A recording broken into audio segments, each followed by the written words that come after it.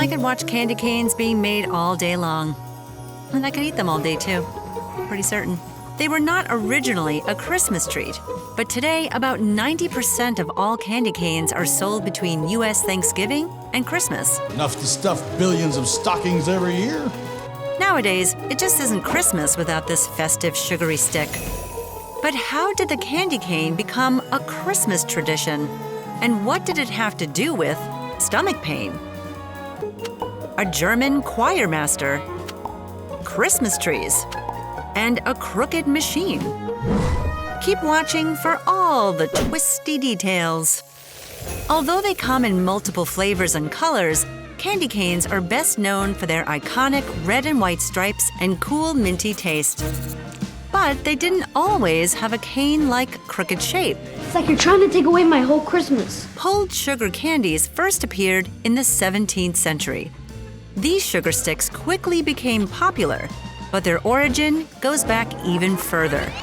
The first historical mention of peppermint was back in 1550 BCE as a remedy for stomach pain. By the 18th century, apothecaries produced drugs in candy form. They used mint to mask the awful taste of the drugs. And they used mint for other purposes. It was also an ingredient in non-medicinal candy. Whoa. Legend has it that the candy cane first appeared in Cologne, Germany in 1670. A choirmaster wanted to keep his younger singers quiet and stop them fidgeting during a nativity scene. He wanted to give them candy sticks, but the church board told him it was inappropriate during a religious ceremony. So he bent the candy to look like a shepherd's crook to match the occasion. Behold, Jesus Christ. Whether this is true or not, the candy cane was created in Germany during the 17th century. Germans began decorating Christmas trees more than 100 years earlier and may have added the hook to hang those decorations. It's a Christmas miracle. Another legend suggests that persecuted Christians used candy canes as a secret code. If the cane had 3 stripes, it represented the Trinity, while 1 stripe represented the sacrifice made by Jesus. But this story is unlikely. Candy canes were plain white until the 20th century. In the 1920s, the McCormick Company created the Keller machine to put the crook in each candy cane. Before this, hard candies were pulled and shaped by hand. And 22% of handcrafted candy canes had to be thrown out because they got broken during the bending process. So this machine allowed for mass production and reduced waste. Using this machine, the McCormick Company produced 1.8 million candy canes every day during the 1950s. Candy makers melt the sugar to 150 degrees Celsius.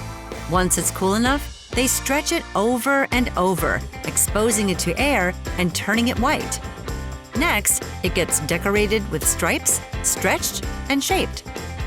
Today, you're not limited to the classic peppermint flavor or a red stripe. It tastes just like ketchup! There are many different combinations available.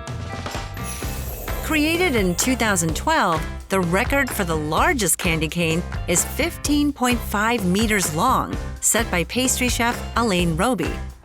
I could probably get through that by Christmas, a few years from now.